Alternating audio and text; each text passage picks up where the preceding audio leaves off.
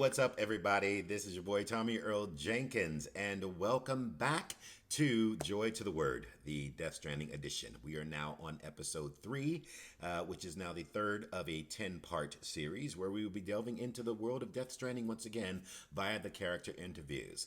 Now, I've said it before and I'll say it again that this is really a chance for those of you who've played the game and also for those of you who haven't to hear some of the backstory of these characters, some in-depth information on how these characters have come together and these relationships and how they were forged, as well as history and lore of the Death Stranding, and how some of these characters pretty much just came to be in their existence. Now, in this episode, I will be covering the interviews given by none other than the leader of Bridges himself, Die-Hardman. Stoic, regal, full of gravitas, and brilliantly portrayed by none other than yours truly, Tommie Earl Jenkins. Apparently, this guy did a pretty okay job in the role, from what I hear. But yeah, you know what? You can be the judge of that. Now listen, there are 14 titles that will be explored in this episode, and the titles of the interviews listed in this section are Mules and Drone Syndrome, Humanity's Biggest Problem, Logistics, the Chiral Network Experiments between Central and Capital One, the Chiral Network Experiments between Central and Capital 2, Mules and Local Porters, the Symbiotic Surveillance Society, Likes secrete oxytocin, the situation after the first Death Stranding incident, the terrorist view of Bridges, Locked In Syndrome, designing the UCA flag, Bridget's necklace, Die-Hardman's confession, Bridget's BB experiments part 1, Die-Hardman's confession, Bridget's BB experiments part 2. Now, as you can see, there's a lot to get through. And with that said, let's go ahead and see what Die-Hardman has to say, shall we? I'm pretty sure there's going to be some fascinating stuff. And let me just also say that it is dealing with this particular character, obviously because it hits home to me. There's a lot of information that I'm also finding out about this. So it's been interesting to read through some of these interviews and go, even that was a revelation to me. Not that it was necessarily something that I needed in order to play or portray this character, but it was definitely enlightening information for me. So I will think of a lot of things differently, certainly when I go back and replay the game. So this character is very dear to me. I have a history with him, obviously, but let's go ahead and see what's been said about him. So what we know is Die-Hardman was born John Blake McLean. He is the third and current president of the United Cities of America and also the director of Bridges. A little bit of this early history in his early adulthood. John Blake McLean was a member of the U.S. Special Forces serving under the command of Captain Clifford Unger. During this time in the military, John earned the nickname Die-Hardman due to surviving against impossible odds, although he believed it was due to Unger's leadership rather than his own ability. And you kind of know what I'm hitting at if you know the story. John later left the Army and began working for Bridges, eventually becoming special advisor and security guard for President Bridget Strand. During this time, he became part of the Bridge Baby experiments. Among the BBs was the unborn son of Unger, who had submitted the child following an accident that left Unger's then pregnant wife brain dead. So we're getting into some territory that is very, very interesting indeed. His personality traits that this information on Wiki has stated as Die-Hardman is a stoic and loyal man, fully dedicated to the UCA and American Reconstruction, while a large part of his motivation was his devotion and love for Bridget Strand, to which I can attest. So those are all very interesting things, and certainly if you don't, like I said, you haven't played the game and you don't really fully know the story, this all pretty much hits home quite a bit. So let's go ahead and get started because there's a lot to get through. I think we've got 14 interviews to kind of barrel through, and I do want to give everything its full attention as much as I can. So remember to Leave your comments below. And thank you all again for the previous episodes, all your information, all of your contributions, your questions, your answers, your thoughts, and everything. It's been an eye-opener for myself as well as for other people who've been viewing some of your comments and questions. So let's go ahead and get started with this. The first interview, Mules and Drone Syndrome, the interview given by Die-Hardman 2 years ago, took place at Bridges HQ. And he states, Bridges' primary objective is to rebuild America. And in order to rebuild, one of our main tasks is to reconnect cities and other settlements by reestablishing a delivery network. Back before the Death Stranding, the comms and delivery networks were what held society together. The whole thing was automated, AI managed, deliveries carried out by drone. The belief was that taking people out of the equation would revolutionize the whole system, but things didn't quite pan out that way. Instead, we started seeing cases of what would eventually be dubbed drone syndrome. It was too much for some folks to accept, leaving everything to machines and nothing for the common man. And indeed, the oxytocin deficiency and hormonal imbalances we confirmed seemed to back up that assessment. Humanity needed to be part of the process. So, laws were put in place, and we stepped back into the picture again. And then what happened? All the people put out of work by machines who got called up again convinced themselves society couldn't survive without them. And that brought on a whole new disorder. Delivery dependent syndrome, they called it. When the Death Stranding tore us apart, the delivery problem spiraled even further. It wasn't helped any by the fact that chiral clouds prevented planes and drones from flying, which meant we had to go back to relying completely on human couriers, whether we liked it or not. Eventually, delivering goods became all some lived for. They were obsessed, addicted, consumed by the desire to deliver. Over time, they turned into the mules we know and love today. So, interesting, the whole mules and drone syndrome. So, in a time when technology was supposed to be for the best, it seems, as in, the deliveries were being carried out by drones, and they were using all this technology to move and advance things forward. It was all meant to be for the better and revolutionize the whole system. But by taking people out of the equation, that is what caused the problems, hence the drone syndrome, they called it.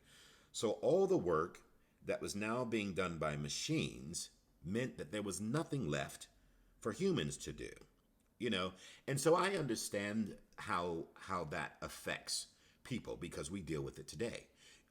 You only need to look currently at what's going on in jobs, whether take the airports, take call centers when you're trying to, how often do you actually get to really speak to a human on the phone when you're trying to organize or you have an issue with your credit card or banking or unemployment, all the things that people are going through trying to speak to someone, and all you're constantly getting is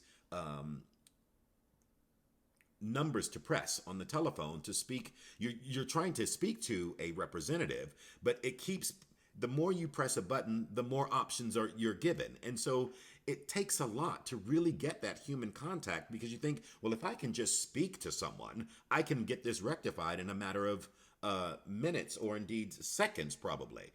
And so I understand that, and with that comes the frustration. And you go to the airport these days, and everything's self check-in. There's very few employees behind the desks these days when you go to the airport, if you notice. There's one person who kind of oversees that people are in the queue to get to the machines. And if they have a question, yes, there's someone there. But, gone are the days where all of that stuff was the human contact and greeting you in a way that is, this is part of what we do. So I get the sense that, people did start to feel like they were being replaced, and for all intents and purposes, they have, by machines. So the oxytocin deficiency, people needing that human contact was no longer available. And like I said, we know that, and we see that today, that doesn't happen. So seeing the issues that this caused, they decided to reinstate humanity back into the process of it all. But by this point, those people who had been affected by the replacement of machines soon realized that society needed them. And it was kind of like what seemed to be an afterthought or a second thought, thinking, oh, now you need us. So we understand now that that's where things are headed, and how you've had this second thought that, yes, we really do need people. We're falling back because of what's happened, with the time fall, the chiral clouds. So in a sense, what happened is that the people got a little big-headed, I suppose, about it all, and ended up with what we call the delivery dependence syndrome, which is what he talks about in this interview. But I guess the big thing would be the death stranding, of course, because once that happened, that just, pardon my French, that just fucked everything up. Literally.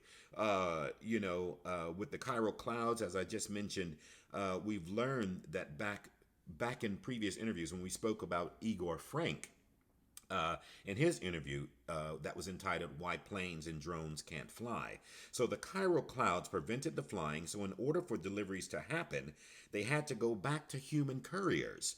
And then that obsession that came with that, or the addiction to deliver, is where the mules were created, and so that need and want to be able to deliver and take stealing cargo and all that sort of stuff, which we're going to get into more of as we go on. So I won't go too heavily into that. But anyway, so you get the gist. I understand kind of what's going on. Let's go ahead and move on to the next one.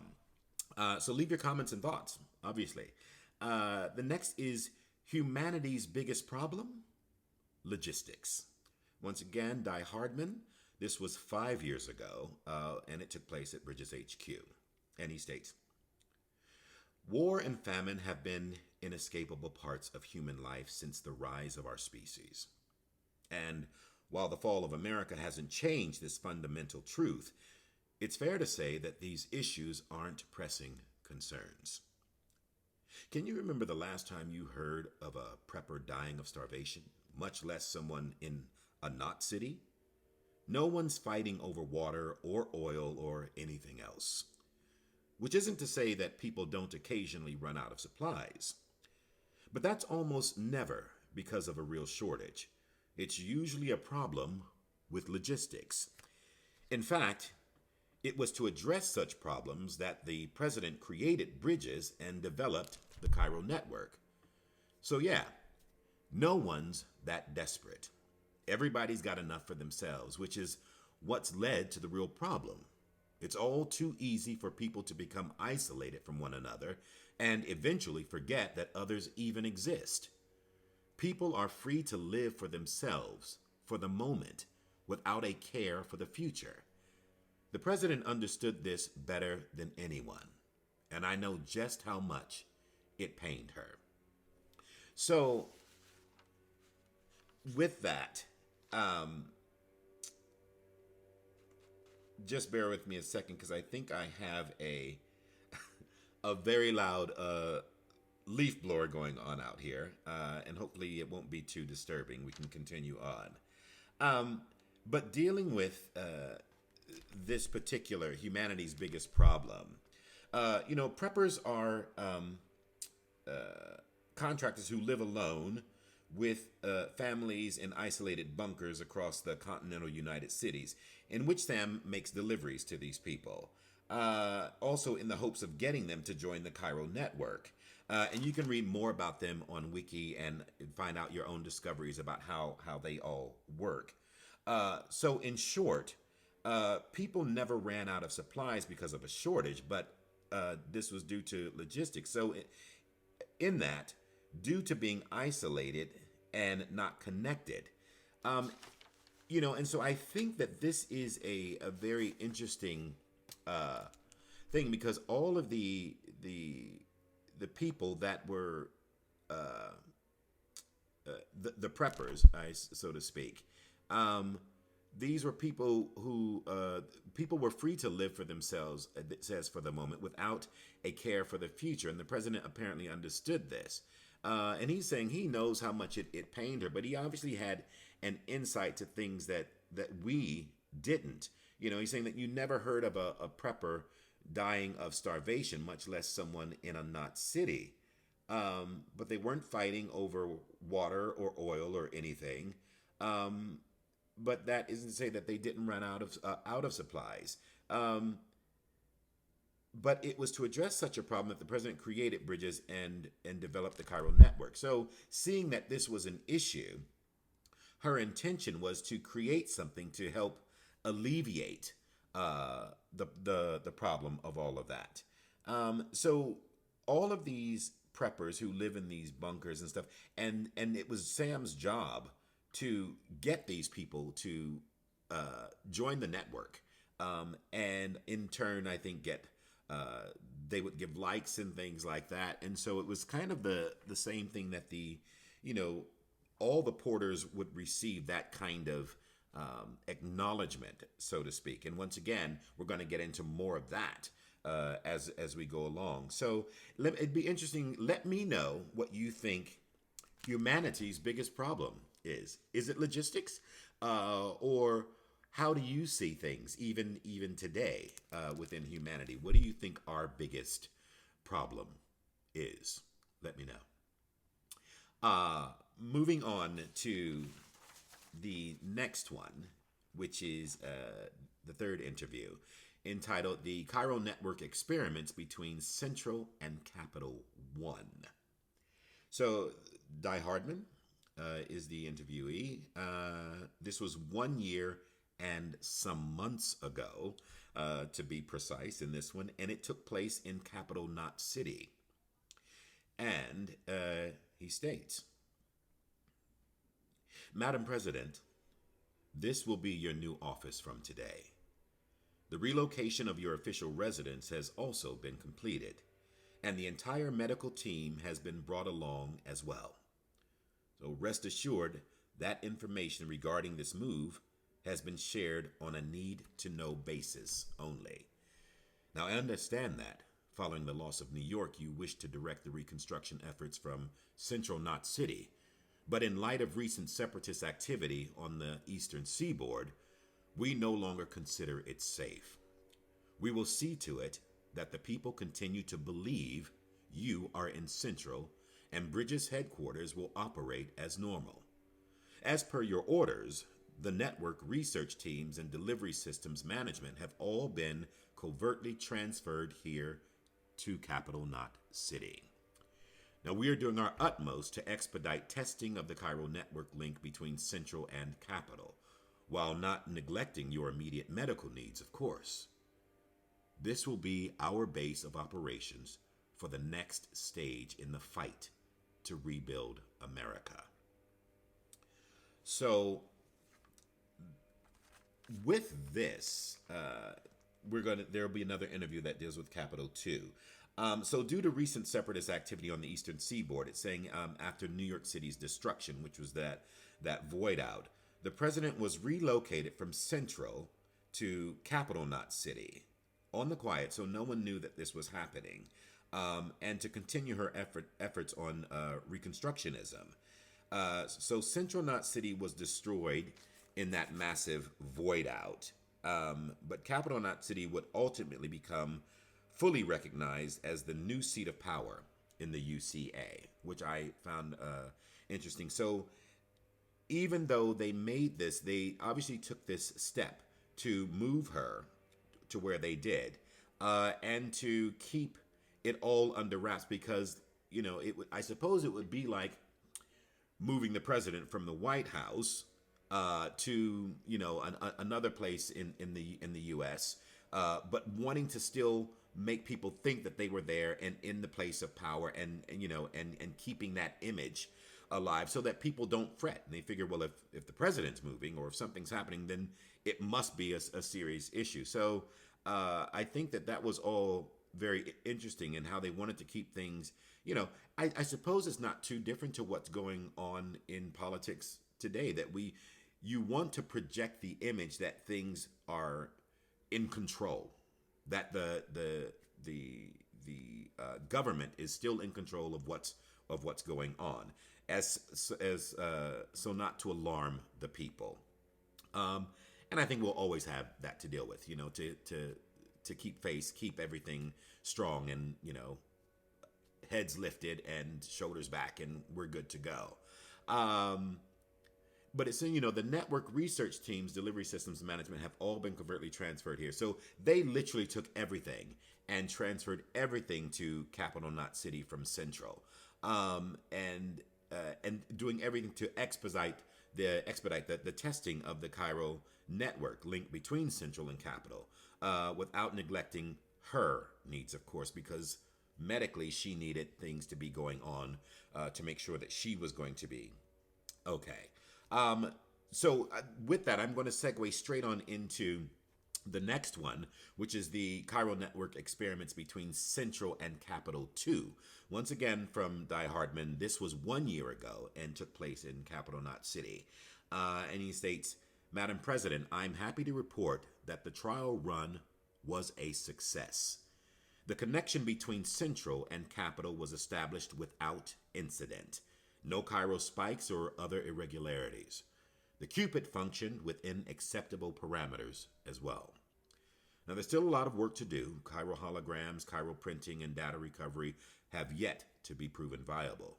But the confirmation that data can be sent via the chiral network is a huge step forward for the UCA. Now, our next step will be to use Cupids to establish connections with the other cities. Preparations for the second expedition are already underway.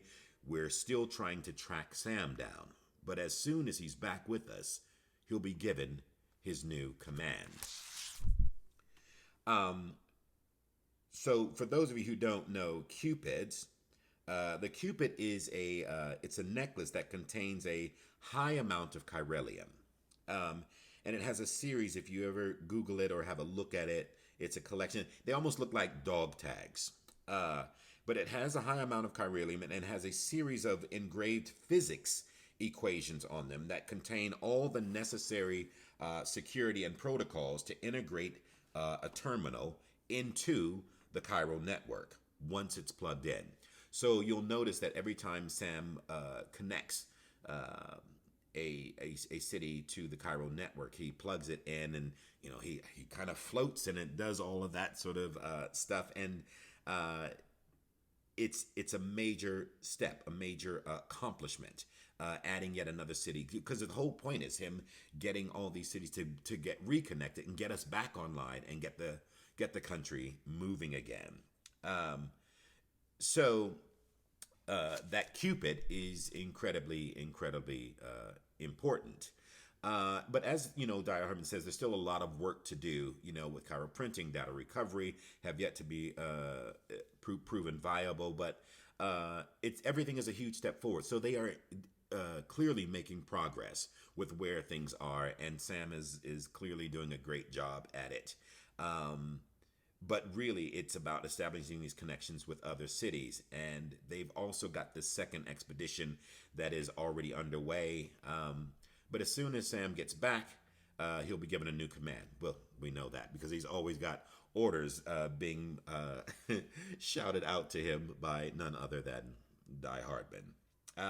So very interesting on all of that. So let me know your thoughts on the experiments between Central and Capital Knot 1 and 2. Um,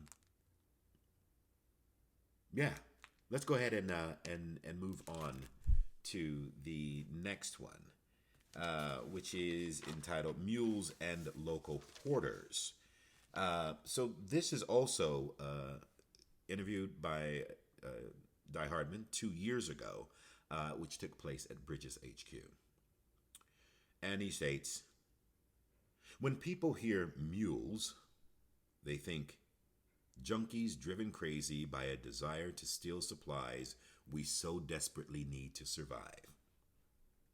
Lucky for us, not all couriers are predisposed to this condition. Not all mules, in fact. They were professionals once, and some still are. Some even complete proper deliveries from time to time. Fragile Express has been known to use them along with independent porters.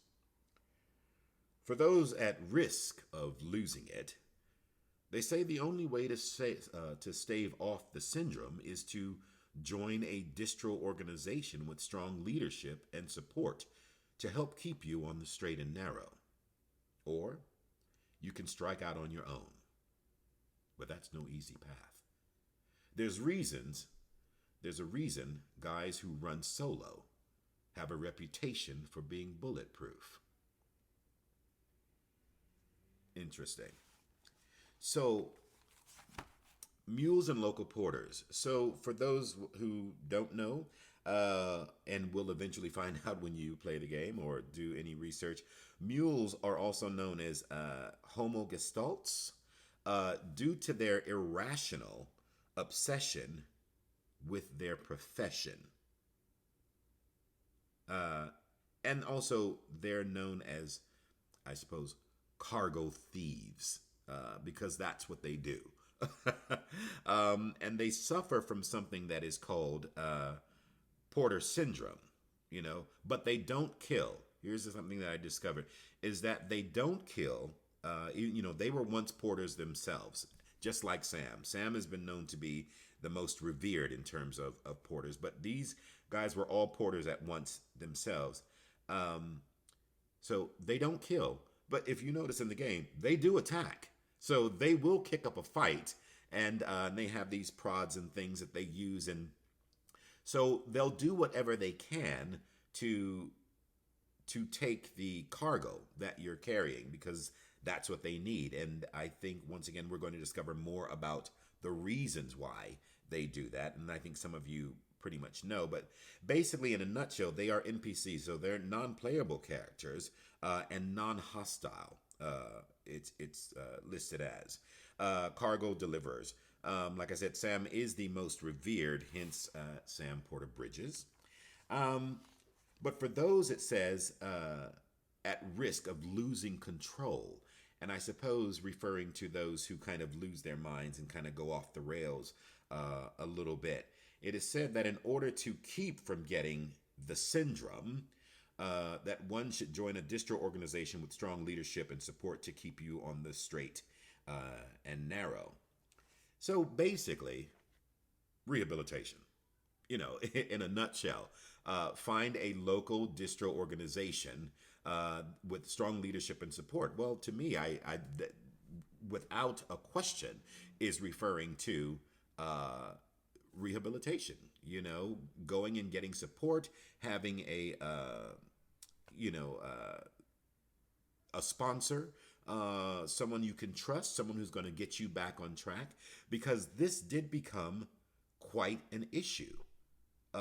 Dealing with the mules, and it's crazy because they're the ones that you think you only have to worry about crossing the country and dealing with BTs and all that sort of stuff, but at the same time you've got mules, so you're trying to complete a job that is a mission that's been given to you, and yet you are confronted with all of these different obstacles. You got your BTs and crossing the tar belt and timefall and mules. So nothing is easy. It's you're not going to complete these missions willy nilly. It's not going to be easy. There will be the challenges that you'll have to face with that. So let me know your thoughts once again on that, and what do you think of the Mules? Because I think they're pretty out there. But just, the quote that was given: "Junkies that are driven crazy by a desire to steal supplies that we so desperately need to survive." Think about that as we move on. The next one is interview 6, which is the Symbiotic Surveillance Society. Interviewee Die-Hardman. This was 3 years ago at Bridget's HQ. And he states, "In the world before the Stranding, the online service industry was huge, possibly the biggest of them all. People wanted their lives to be smooth and stress-free, and countless companies were happy to oblige. Customers would provide information about themselves, browsing history, purchasing history, that kind of thing. And in return, they'd get a pleasant, personalized internet experience. Now, it wasn't anything like the dystopian surveillance state people used to worry about in the 20th century. Predictive advertising, customized health tips, that sort of thing. The internet transformed our lives, and in many ways, for the better. But not everyone was happy. People started to worry that it was encroaching on people's freedoms, that the price we pay for so much convenience was constant monitoring and an abdication of control. We had become members of a symbiotic surveillance society. Naturally, there are people who have similar concerns about the Chiral Network. There's a pretty sizable faction that wants nothing to do with it whatsoever. That said, I can't help but feel that they're being naive. There's no such thing as a free lunch. Connectivity and convenience have to come at a price. What's more, the stakes are a whole lot higher nowadays. We're not talking about a simple trade-off between privacy and convenience. It's the network or bust, survival or extinction, as far as humanity is concerned. Wow. So, this to me is clearly like the internet.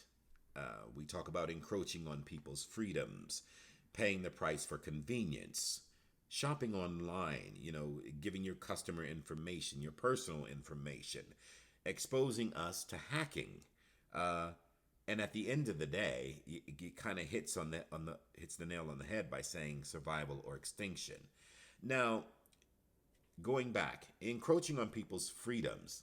I suppose, yes, it is encroaching on people's freedoms in a way, probably due to the requirements. But, send me your thoughts on all of this as well.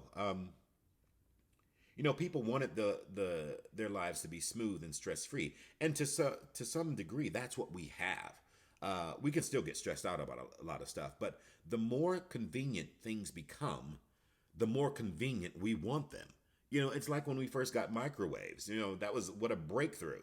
But even now, you think, oh my God, that's amazing. That only took 5 minutes to heat my food up or cook it, and that's incredible. And now we stand in front of the microwave yelling, hurry up, because it's still not fast enough. It's one of those things. The more you give, the more we want. And that's kind of like human nature in a way. And it too, I think, becomes an addiction. Convenience becomes an addiction. We want and we want now. We want the times to decrease the more that we move forward. And, and technology is making that happen because we're constantly getting things that allow us to get things quicker, get things faster, express delivery, all of these things. So the more we want, but it does, I think, encroach. It talks about encroaching on the freedom, and I'd be interesting to hear what your thoughts are on that. because they're saying that they started to worry that it was encroaching on people's freedoms, that the price we pay for so much convenience was constant monitoring and an abdication of control. But paying the price for convenience is, in a way, I think, is what we do daily when we are on the internet, or just dealing with stuff in general that has technology has moved us forward. We do pay the price for convenience, because with it comes, there's always something else. There's always the fine print that we don't often think about, and sometimes we don't read. It's like the terms and conditions. How many of you, to be honest, read terms and conditions? And there's usually like 20 pages. Sometimes I think they write terms and conditions because they know people aren't going to read it. And I think probably a few times in my life, I've actually taken the time to read it, and then I kind of realize what's in it. And if you really, really read some of the terms and conditions, you're liable for everything. The company isn't. They're not taking responsibility for anything. But you click that, and also terms and conditions, you scroll to the bottom, you see it, it's page after page after page after page, and all you can you can't wait to get to the bottom of the page, because you've seen it enough that you just hit the accept button and move on and deal with whatever consequences come later. But if for some reason something happened and you try to fight, they're going to come back and tell you it's in the terms and conditions. You don't have a leg to stand on. You agreed to what the terms were. So remember that, people. If as tedious as it may sound, and I have to remember this for myself, that sometimes certain things you go for, think about it. If it really means a great deal to you, whether that's something you're purchasing, or joining an organization, or joining a gym, or read those terms and conditions, because when time comes for you to terminate that contract, that you no longer want that, you may find that you might be out of pocket having to do that. So I think there is part of the paying the price for convenience in some ways. That's an example, but I'm happy to hear all of yours as well. Shopping online, giving your information out, it being passed on to third parties. We've all dealt with that. You sign up for one thing, and in a matter of days, you're getting all this spam email from something that you feel like I don't know anything about that. But, you signed up for something else, and they're connected with this other organization. And so by rights, they're allowed to pass on that information to another third party.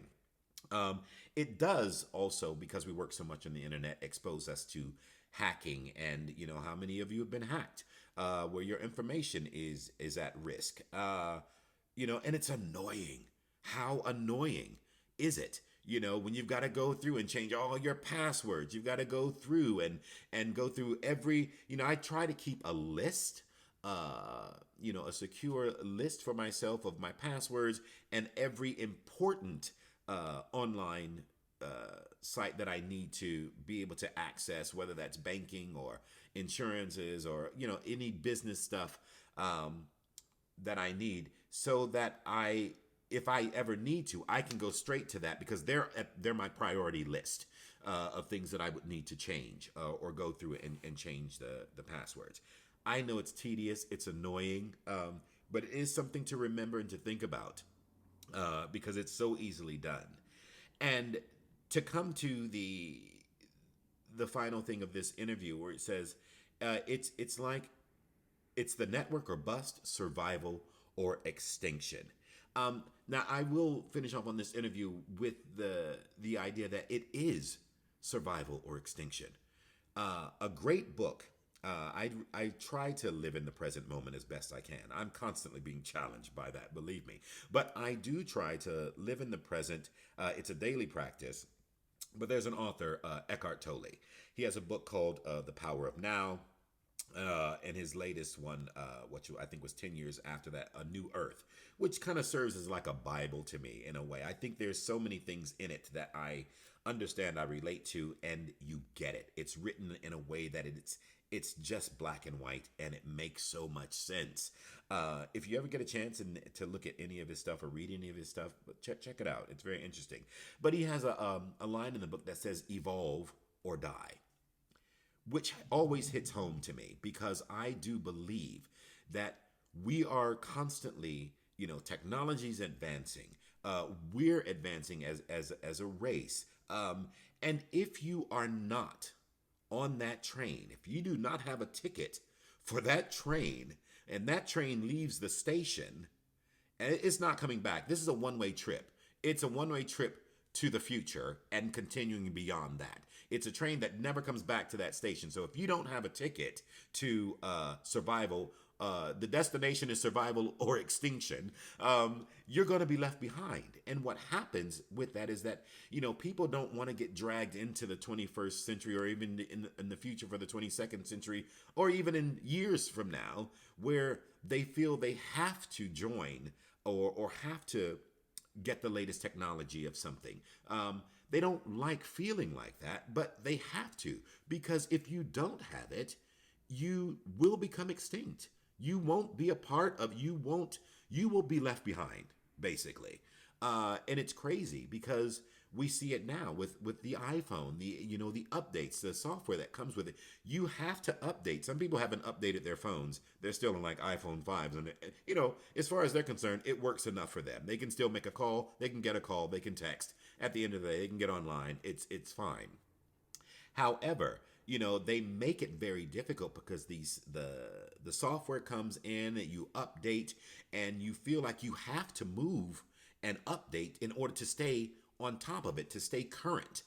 It's the same with our computers. The software comes in, and you think, yes, I'm great. But what's annoying is that some of the apps that I had on there have now gone funny because that new software, that update, has screwed up the app that I always use to write or to whatever projects I'm working on. It is somehow it causes a bug, and then you get these bug fixes that come along. So it can be very annoying, but we do have to accept in some ways or another that you evolve or die. And I mean that, not literally, obviously, figuratively speaking, evolve or die. We have to keep moving forward as a race, as a people, as a country, and hopefully to find things to better ourselves, both in humanity and in our technological sense.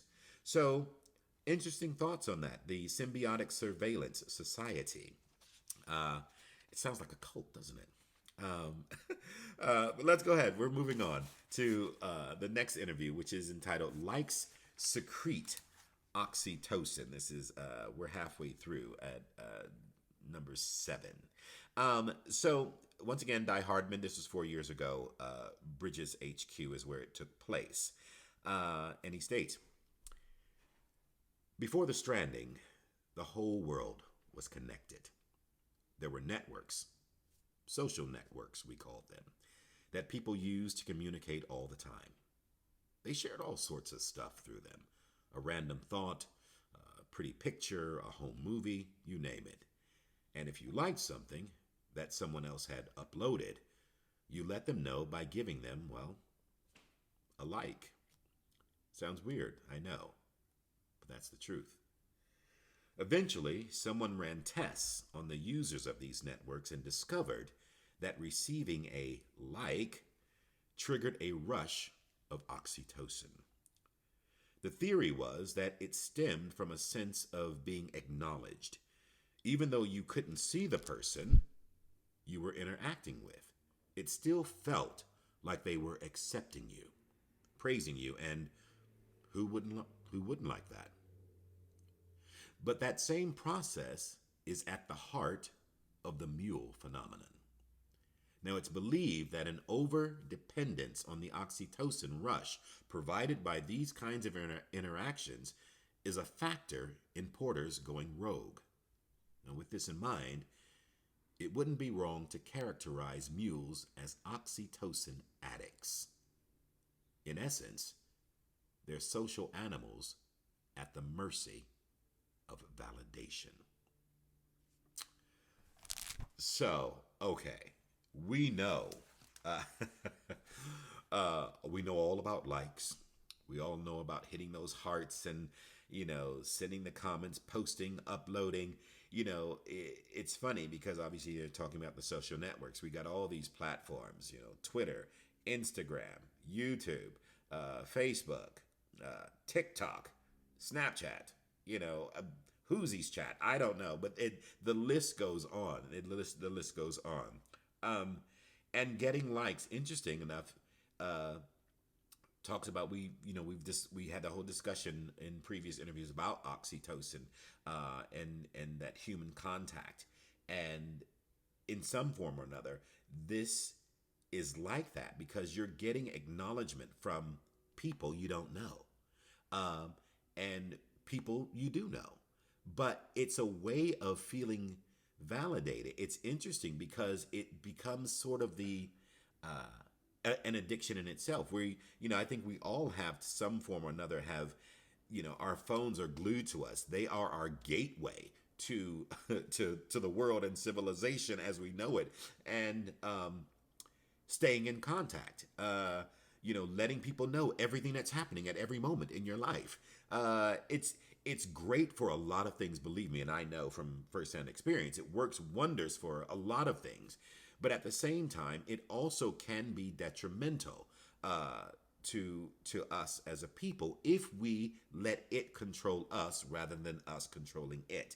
And at the moment, I feel like it is winning because we have come to rely on it so much, to the point where, sometimes it's easier.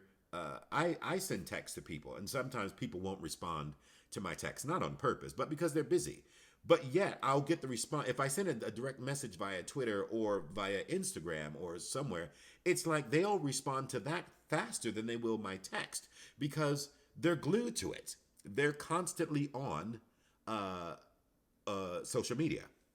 Uh, and so that's an interesting one to me. They'll answer the the message on social media before they'll answer the message on text, which I find is very, very, very funny. And I say it's funny because I know them.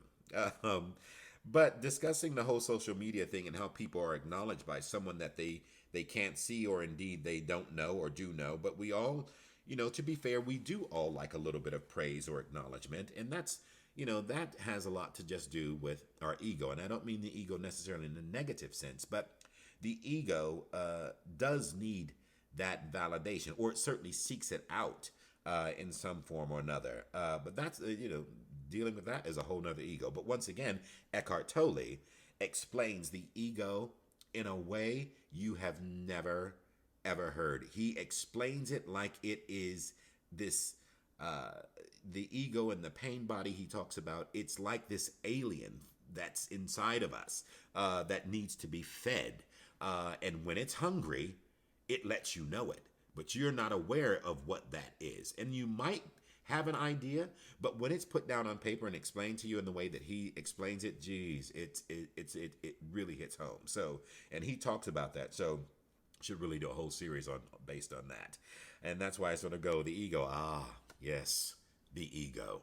And there's various, I think, levels of egoic activity within us. Some negative and some positive. I think for an element there has to be, and I don't want it. It's not to confuse ego in the sense that it is arrogance.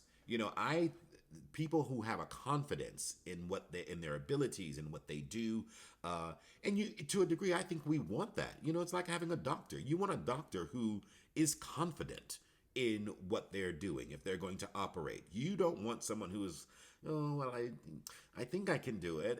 No, I do not want you to do it. If you don't feel confident, I'll get someone else. Thank you. So I do think, and even as artists, as performers, we have to have a level of confidence for the people that we're working with. People want to believe that you have the ability, that you believe in yourself to take on challenges. And I've dealt with that my whole life growing up. Right? I started in this industry at a very, very young age. And a lot of things were instilled to me. Don't get me wrong. I certainly have gone through my ups and downs. And, as artists, we do find things that are challenging to us. And we're not like everybody else in the sense. And as artists, we're all very different. We all have a different work process and how we get there. We all go to achieve the same thing, but everyone's process is different. My process and how I deal with working on certain projects or developing characters is a different process to other people's process. But at the end, we arrive at the same conclusion in terms of what we want to achieve from it. So I think everyone should have their own process. I don't think we should follow the steps because that's what makes you you. And that's so important. That's so important. So let me know your thoughts on the ego and also social networks and how you relate oxytocin to that. Do you feel it? Do you feel that little extra rush when you get a like on something, and does it make you feel good for that moment? And so it's interesting to think about. So let me know. But yeah, that was the likes secrete oxytocin, which I think is very true. Very true. Um, Moving on to interview 8, which is the situation after the first Death Stranding incident. This was from Die-Hardman 3 years ago, Bridges HQ. The situation after the first Death Stranding incident. So he states, there was a series of huge explosions. Well, not so much a series, they were simultaneous, worldwide. The global comms infrastructure was shot to hell, but we salvaged what we could and tried to make sense of what had happened. It didn't seem like much at the time, but it was a hell of a lot better than what we have now. Anyway, the government figured the whole thing was a terrorist attack at first. We'd been dealing with a lot of those back then, but it didn't take long to see that this was something else. The craters left by the blasts were bizarre. There was no rubble, no dust even, which led the scientists to rule out meteor strikes. There was a trace of neutron radiation alpha rays, but we knew it wasn't nukes either. Some of the particles we detected we'd never seen before. Chiralium. Although we didn't know it at the time. The more we studied them, the more our scientists came to the same conclusion. These were the results of annihilation events. It was right about that time that chiral clouds started to form. And after that, all communication with the outside world went down for good. So the first Death Stranding incident was a series of simultaneous explosions, which happened worldwide, which also obliterated the global comms infrastructure. Now, according to him, he's saying that the bizarrest thing was that these craters that had been left behind from the explosion, it was kind of like there was no other evidence around them because there was no dust, there was no rubble, there was, when we've seen explosions, we've seen earthquakes, we've seen tsunamis, we've seen terrorist attacks. The Twin Towers came down and it was just this mass, with that explosion, dust and rubble and everything was covered. People were walking around literally covered in dust. But they were saying that with something like this that happened, and I know that we're dealing with, in a world that is not the world as we know it. But that was what he's saying is the bizarrest thing, that these craters were left behind, yet there was no dust, there was no rubble, like anybody would expect. And it was also the chiral clouds that caused all communication to be severed from the outside world. So how does that happen? How does an explosion like that happen, and yet there is no dust and no rubble? I mean, I think we've seen the destruction of it, but it's just basically saying that there wasn't the aftermath of all that. And we'd also dealt with certain things back then. We've got to remember we are into the future, 2047, 2050, somewhere around there. Don't quote me. But looking back, he's referring to the stuff that they had dealt with before, but the infrastructure, the global comms infrastructure, was shot to hell, which they managed to salvage uh, in order to help make some sense of what had happened, and it gave them some insight, I believe. Um, but yeah, so crazy times indeed. But they did find, they became very much aware of of chiralium, and they didn't know it at the time. He's saying, but they studied, and they came to the conclusion that these were the results of annihilation events, and so, and we know how chiralium has affected the drones and airplanes and all of that sort of stuff. So that was interesting. Um, so yeah, let me know your thoughts on that. As per usual, moving on to the next interview, which is the terrorist view of bridges, given by Die-Hardman. It was 3 years ago and took place at Bridges HQ. And he states, the first expedition set off without any problems. Both the advance party and the rear guard are en route to the west coast as we speak. They haven't reported any trouble with terrorists and the like yet, but the further out they get, the greater the danger. There's a hell of a lot of separatists out there who want nothing to do with the UCA. Some more extreme than others, perhaps, but there's no denying where they stand.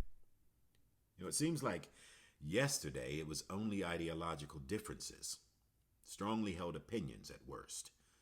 But then chiralium started messing with people's heads, turning extremists into demons, mules into gestalt, and debate into violence. And now we're headed west, into their territory. Invaders coming for their freedom. They're waiting for us, minds made up and guns in hand. Amelie and the others aren't looking for a fight.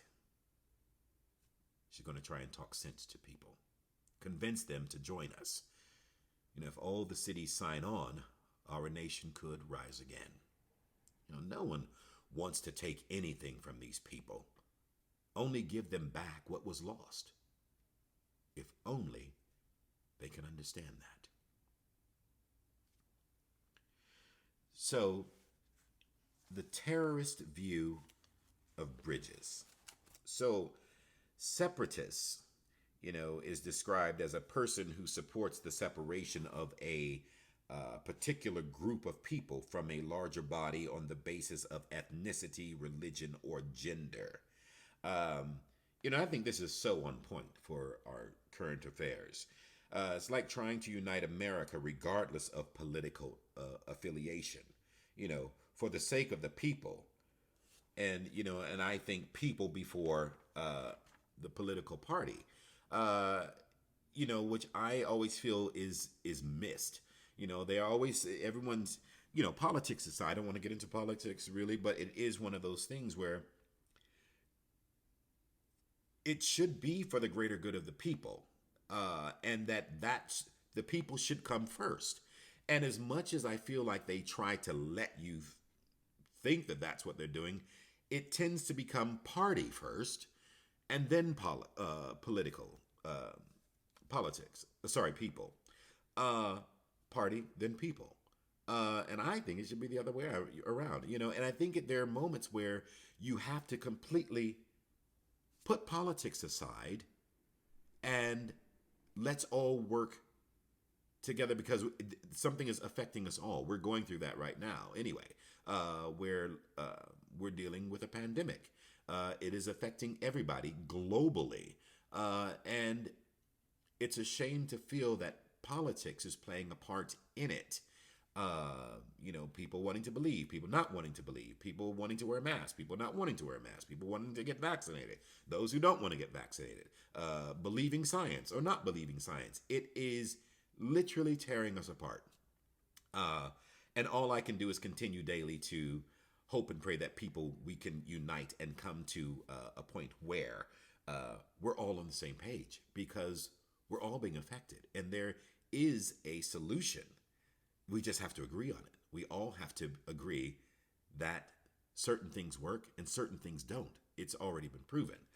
Um, so the terrorist view on all of that is, I think that we do look at it, uh, and everything has some form of terrorism about it. It seems, when they talk about uh, going out west, Amelie and the others aren't. They're not looking for a fight, but what they're trying to do is they want to go and speak to people and convince them. Is that the same way that you know? Politicians go door to door asking for your vote, and convincing you of all the things that they're going to do to make a difference in the world, and support and hold up our Constitution, and you know is it, there's that. There's trying to give, saying that they no one wants to take anything from you. Uh, and I sometimes feel like when we talk about gun laws, that people feel like that people are trying to take away their guns. And I don't think want to take away guns. I think we want to limit the type of guns that people have, because, you don't need a machine gun to protect your house or your family. And this is in my opinion, but I won't go into this too much either. But it's just the thought. So I'd be interested to know your thoughts on this, the terrorist view of Bridges, and how you think of us right now in our current state of affairs and policy and stuff. But turning extremists into demons or demons. And debate into violence. It's all, we are living in some very, very trying times, and all, trying to get along, I suppose. I think if we just keep the hope alive, we'll get there. We'll get there. Let's go ahead and move on to Locked In Syndrome. This is from Die-Hardman. This is interview 10. And this was 3 years ago, taking place at Bridges HQ. And he states, "So it's been decided that Amelie will lead the expedition. In terms of talent and temperament, it was only ever going to be her or Sam Strand. But we don't know where Sam is, which made the decision easy. Besides, there's no denying she's special. Amelie was born on the beach, or rather her physical body, her ha, that was born into this world, while her spiritual essence, her ka, was born on the beach. Now, medically speaking, they weren't sure what to call it. In the end, they settled on a diagnosis similar to what's known as locked-in syndrome, a condition where the subject is mentally present but physically unable to move their body except for their eyes sometimes. The president was able to communicate with Amelie's soul on the beach, but her body remained as it was when she was born.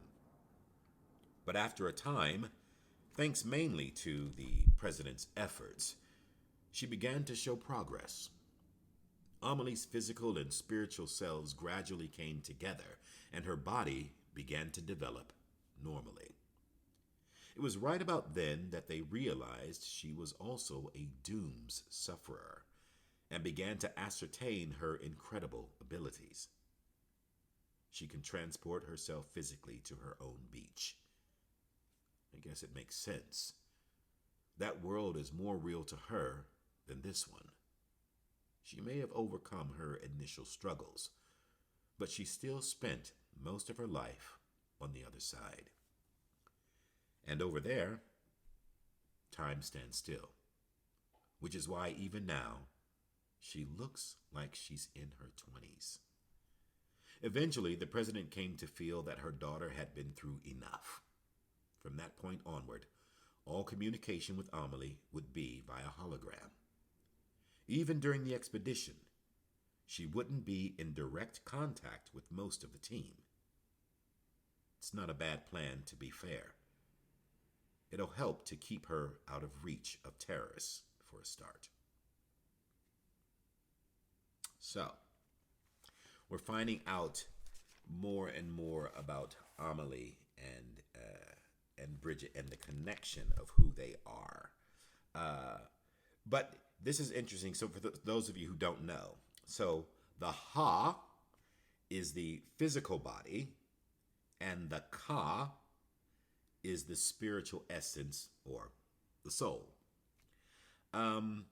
And saying that locked-in syndrome is a condition where the subject is mentally present but physically unable to move their body except for their eyes sometimes. So this is interesting. The question I'm posing to you is, have you ever been aware of what's going on outside of your body when you've ever been asleep, or you dream where you can't scream or run, or you're in danger? This is interesting because I wonder if it's a similar thing. There have been times, excuse me, where I've been in a dream and something is happening to me, and for all the money in the world, I try to scream and nothing is coming out. So, but it's almost like I can also feel what's happening outside, even though I know it's a dream. But there's either I can't scream, I scream and nothing comes out, and I find myself, I've woken myself up with my mouth trying to make a sound and knowing that that is the same thing that I was having in my dream, but it's kind of somehow transferred into my reality where I wake up and I'm, it feels like it's real. It was so real. Or when I try to run, I run, but I'm not running fast enough. It's like I can only run in slow motion and something is chasing me, but I can't run fast enough. It's absolutely crazy. So I think it's really interesting. Well, that's me. I'm a little bit crazy. In the nicest possible sense. I don't mean that in a derogatory sense, so I don't want that to get twisted. But the locked-in syndrome, the condition where it says that you are literally locked in and you can't move anything but your eyes. So is that kind of a transition that is made when one goes to the beach? Is it their ka that is gone and the ha has been left behind, which is the physical body, and they go? And if you are here looking at the physical body of the person, is it that you can maybe see the REM, the rapid eye movement underneath, going on? I don't know. It's interesting. This all gets, very, very intriguing. So let me know what you think of locked-in syndrome, and have you ever experienced anything like that? Not saying that dreams are exactly the same, but I can't compare anything else that seems true to it. So let me know. Let me know what you've got, and we'll move on. So, there was one point that I did want to make. And it was really dealing with Amelie and the president, Bridget Strand, because I just think it's interesting, and maybe this is just something for you to think about. So she's saying that the president was able to communicate with Amelie's soul on the beach, but her body remained as it was when she was born.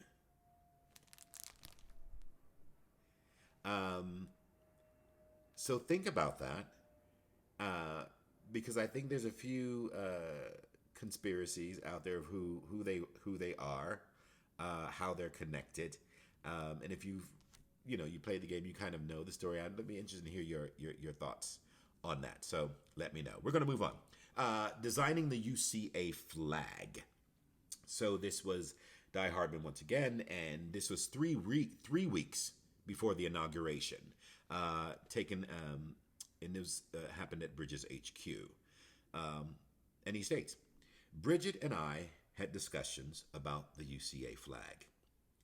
She wanted something that was based on the old American design. You know the one. 50 stars and 13 stripes, states and colonies, a classic symbol of national pride. The president wanted people to remember that pride as we went about our rebuilding process. But I thought differently. The old American flag was redesigned 26 times. Every time a new state joined the Union, they had to add another star. It was easy to believe the country would keep on growing forever and end up taking over the world. Hell, most people believe just that. Good old manifest destiny, the mantra used to justify countless atrocities centuries ago. Now, you can believe I told the president we damn well better not carry on that particular legacy. Freedom, liberty, equality. Those principles should be enshrined and never denied. The stars of the UCA aren't states, but individuals, each with value, each a part of the greater whole. That's what our flag and the UCA represent. So the stars, I don't actually have a logo present of the UCA, but you've seen it, and I think it's got the circular stars. The stars on the UCA flag it's saying that they represent individuals and not states like the current U.S. flag. They are individuals, specific people of which I would imagine are representing heads of departments or just symbolizing, representing the people of the UCA. So, unlike the current flag where we have the stars and stripes representing the 13 colonies and the 50 states, it's interesting because flags are representative of every country, and it is the thing that flies to let the world know that there's it's pride, isn't it? It's a symbol of your nation, your country. No matter where you go, you've got your specific colors, your specific logo, or yes, I suppose logo is what it is, or whatever the image is on your particular country's flag. And I love it. I remember once a while back I had posted a tweet and asking, I've met so many people during the course of Death Stranding worldwide. And it was interesting because I remember sending a tweet out saying, please send me a picture of your flag, your country's flag, letting me know where you're from and where you're connected with Death Stranding, because the game is about connection. So I was really trying to reach out. And the amount of flags that came pouring in was incredible. And flags that I had never really recognized or really thought about. So for me, it was educating me on people and where they were from, and from all four corners of the globe. And so you realize how flags are important in their and how they project the image of that country and what it stands for, and what they're proud about it. And it'll be interesting, and if you're feel inclined during your comments, send me a picture of the flag and let me know where you're watching these episodes from, Joy to the Word, and let me know what's behind your flag, and what it means to you, what it means to your country. I think we all stand for a lot of the same things when it comes to things like that. And also, I didn't know that the American flag had been redesigned 26 times. That's crazy. I have seen pictures of, like the original flag, and and if I remember correctly, I think Betsy Ross was the one who sewed our flag, our original flag, I believe. I believe it was Betsy Ross. Anyway, you can look it all up. Let's go ahead and move on. Designing the UCA flag. We have now coming up to the 12th interview, which is entitled Bridget's Necklace. Once again from Die-Hardman. This was 3 weeks, again, before the inauguration, taking place at Bridget's HQ. And he states, I remember it like it was yesterday. I was nervous as hell. But underneath, that was a strange kind of euphoria. not unlike the high I felt when I first went into combat years before. A nameless grunt stumbling around, surrounded by vets who'd seen it all before. Not that I'd stayed nameless for long. Turned out I was a born survivor. And before I knew it, I'd earned myself a reputation and an audience with President Bridget Strand several months after her inauguration. She looked me straight in the eye and told me that from that day on, I answered to her. We were going to rebuild America together, she said. It may sound daunting and intimidating, but I knew even then that wasn't her intent. She spoke like someone who'd lived a dozen lifetimes, who'd made the most of each and every one. After she said her piece, she smiled and took a step closer to me. Her necklace, a simple Y-shaped thing, caught the light, and for an instant, I saw something impossible. The necklace was glowing, radiant, spreading across her body, chest to abdomen, like something was being drawn out of her ha. I thought at the time, though I couldn't tell you why, every time I saw her with that necklace, I remembered the light. It was only much later that Bridget told me about her daughter, Amelie, and how it had been a virgin birth. So, Bridget's necklace, this Y-shaped thing, is linked to Amelie, I believe. Now, Amelie wears a quipu or a kipu necklace, and you can look that up and see what that looks like. It's very interesting. And I think in the inauguration, everyone is wearing them. And what I found out that meant was it means knot, K-N-O-T, knot in the Quechua language. That's Quechua, Quechua language. And certain combinations of the knotted numbers and where they come, I think, on the chains, they were thought to encourage the dead to sleep peacefully in their graves. Which does make sense when we talk about Bridget and Amelie's connection.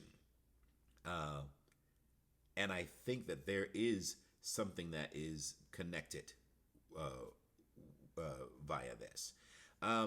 So I found all that very interesting, and also why we all wear them. Was it was it a badge situation?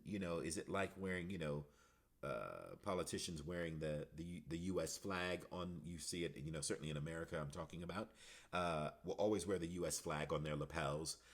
Is it a symbol of unity in a way? Let me know what your thoughts are on that. But the Quechua, which is also something that I wasn't aware of. I'm being so educated by things in this game and my journey with this game.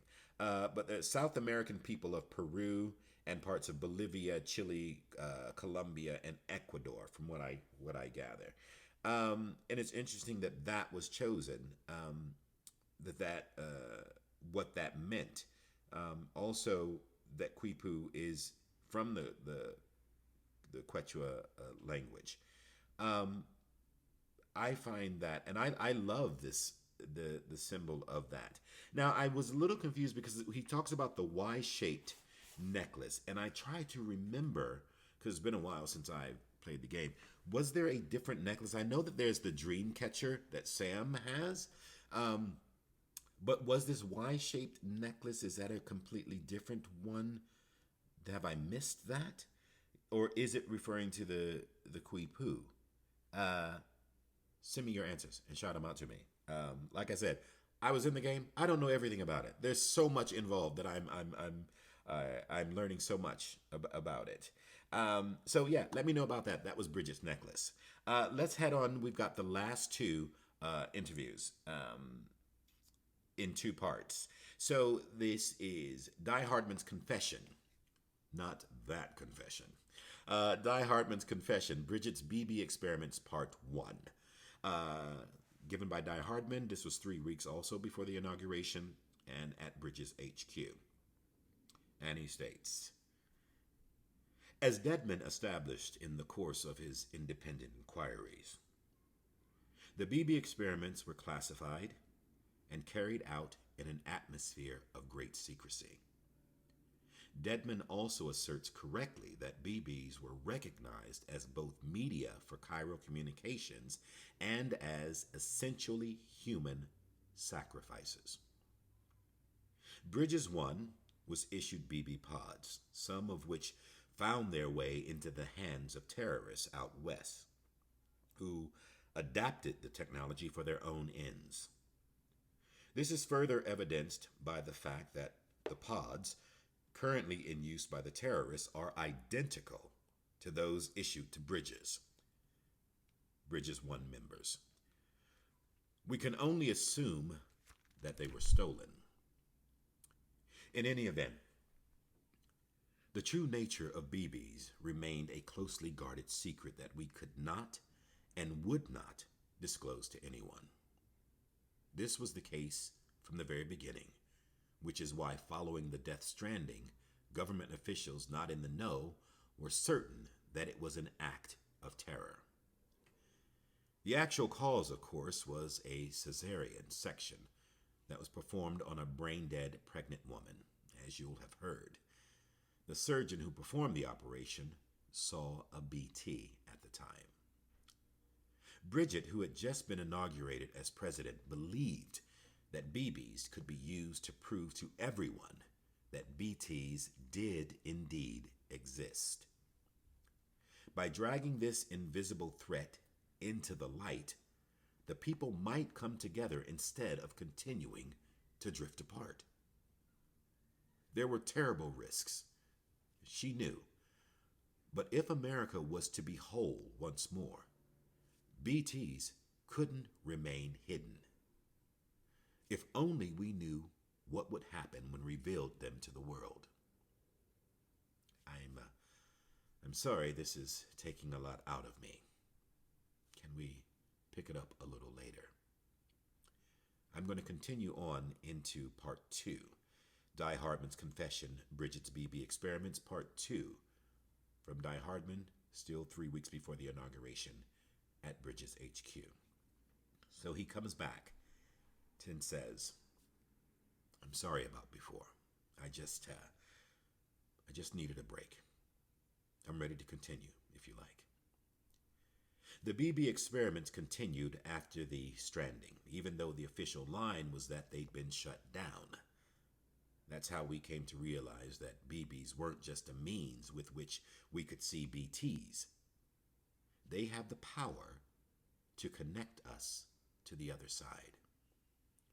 Power like that could help us make America whole again, surely. That was our thinking at the time, anyway. Not all BBs were created equal, though. One in particular had potential that was off the charts. Yeah, you know which one I'm talking about. It was chosen to serve as the first sacrifice, but I didn't have the stomach to see it through. I couldn't do it. Not to his kid. I couldn't forsake that personal connection to save the world, I guess. So, I tried to arrange a rescue. I betrayed my president, betrayed my country, and because of me, both Cliff and his BB ended up dead. It must have weighed on Bridget, too. How could it not? Why else would she have taken in that little BB who died and came back to life as her own son? Another lie to comfort and console us. But there's no pretending it didn't happen. Not after Sam told me about the flashbacks he'd experienced when he hooked up to his own BB. Not after I realized Cliff had returned, realized he wasn't looking for a bridge baby, but his baby, his own flesh and blood. And now, know why I've devoted my life to the UCA? It's the only way I can begin to atone for what I've done.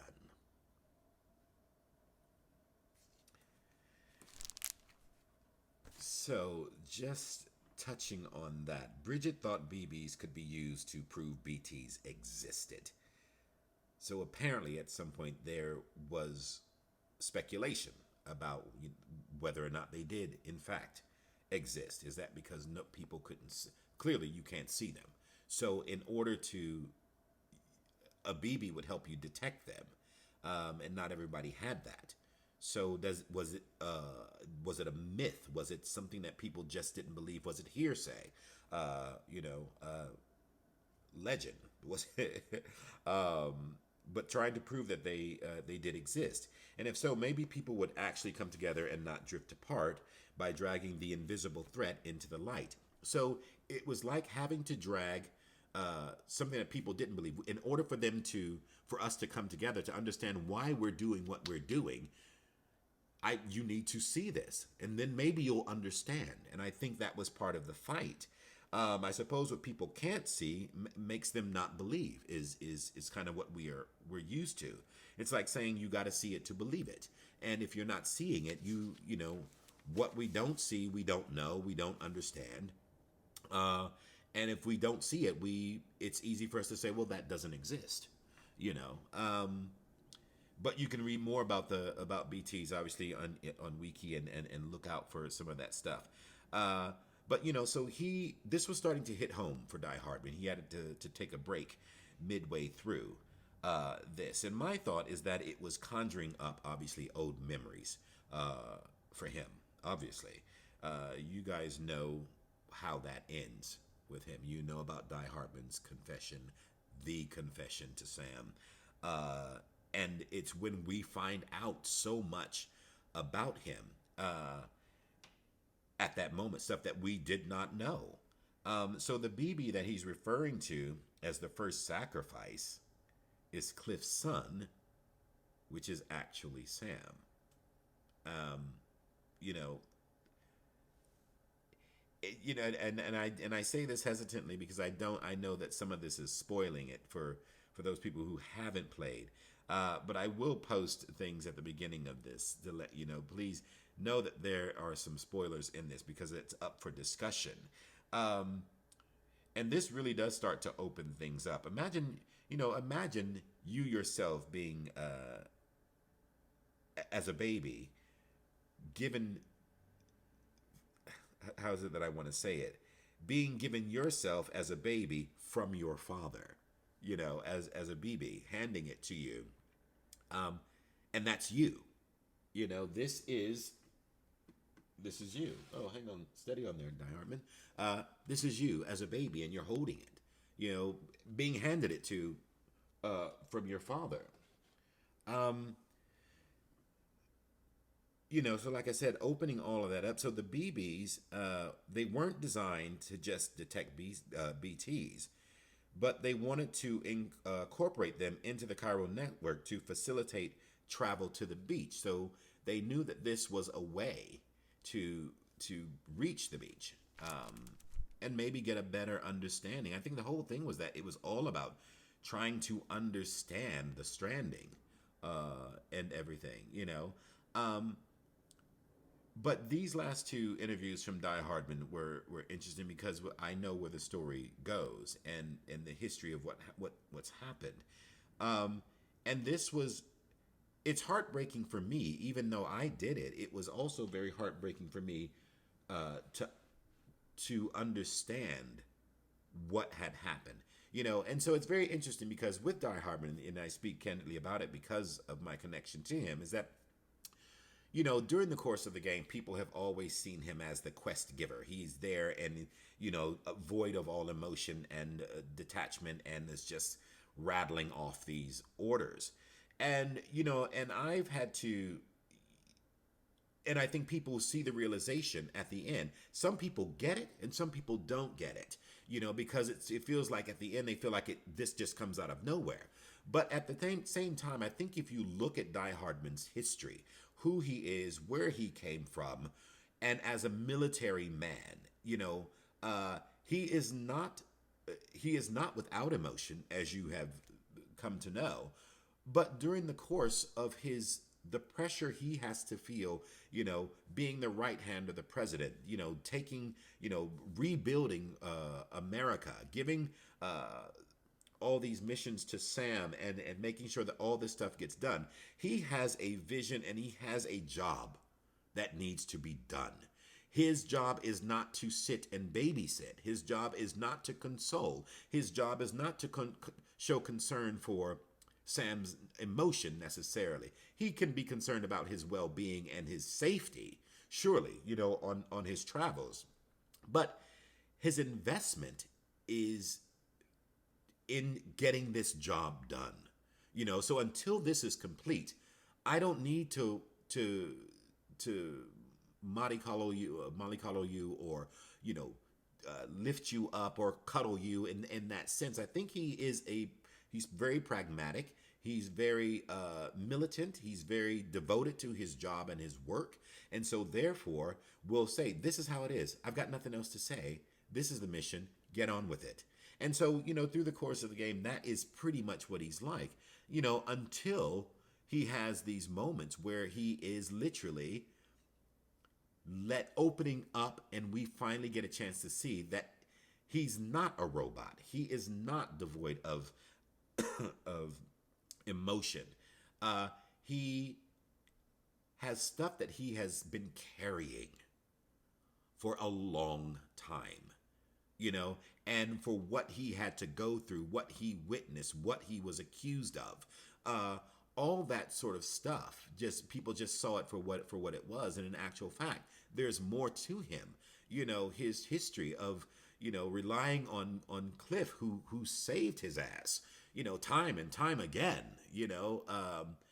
and yet he is taking the road of being, he thought he was some kind of action hero, but also knowing that if it wasn't for Cliff, he wouldn't be where he is, I think. So it's very interesting, and I think his journey is an incredible one. It does take a while for people to understand who he is, where he comes from, and why that confession at the end is so poignant, why it's so strong, and why it hits home. Because this man is bearing his soul for the first time, and I think carrying all of that for so long, it is freeing him. It's like the floodgates have opened and there's no controlling what's happening to him. And I think at the end he just feels depleted by, letting all of that out. So, I love this character. I've loved playing him. And it has been a real challenge, but a welcome challenge. And I couldn't be more honored to put this character out front and be very proud of him and of the project itself. And also a shout out to King Hideo Kojima-san, and for allowing me to explore it in the way that I did, and telling his story and his vision. So with that said, that concludes. We've done a very long episode, but with that said, this concludes episode 3 of Joy to the Word, the Death Stranding edition. This was all Die-Hardman's interviews. I want to thank you for joining me. You guys have been brilliant so far. I have enjoyed the live chatting when the episode airs, and this one airs on Friday the 13th. At its usual time, and I will be live chatting again with that. It's a long one. So I will bid you a farewell. Thank you so much for joining me. I appreciate all your well wishes, your messages, your comments, your thoughts, and your enlightening messages about what you think in terms of how you see the story and everything. So sending so much love out there to everyone. Remember that Death Stranding, the director's cut, is released on September 24th, 2021. Go out and get it. I hope that everyone is available, that it's available to those of you who are interested in having it and experiencing it and going on that journey, because there's going to be some really cool stuff attached to it. And with that said, once again, sending you guys all the love out there. Thank you so much for joining me for this episode. I can't wait to see you again for episode 4. And with that, I am going to say it. Keep on keeping on. All the best, everyone. Thank you so much. Mwah.